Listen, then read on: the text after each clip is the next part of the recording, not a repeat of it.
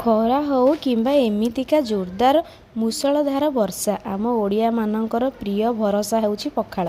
तो आमे चलतु एबे आज बार अच्छी माने पखाळ कंसाटे करवा ता पछकू आमे माछ झोल बेसर देकी मध्य करवा। माछ किछि नै आसीथिली पोहळा आ रोही देसी माछ पूरा ताकू लूण हळदी देई भल से गोळेई देली। आम घरे ना टिके बेसिका लूण बेसिका हळदी पड़े माछरे कारण कहती माछ लुणी आ साग अलुणी खाती बोली। तो मु सबू माछ को कड़कड़ करके पूरा भाजीदेली। भाजी सारिला परे पखाळ कंसाटे मो हजबैंड को बाढ़ी देइथिली से खाई देथिले। सेटा हुए तो मु रेकर्ड करिनी बट माछ झोलटा आपण वीडियो लास्ट पर्यंत रुहतु निश्चिंत देखिए। पोहला माछ काहाकू भल लगे मत कमेंट रे निश्चिंत जणेबे। आउ बाकी पखाळ सांग को माछ भजा कहार प्रिय से माने मध्य लाइक गोटे शेयर गोटे निश्चिंत करिवे। कथा कथा भितर सबू माछ को मु एमती भाजी नहीं जाइछि। माछ भजा एबे रेडी। मु ता भितर माछ बेसरटे मध्य अलगा पट साइड रे रेडी कर देइथिली।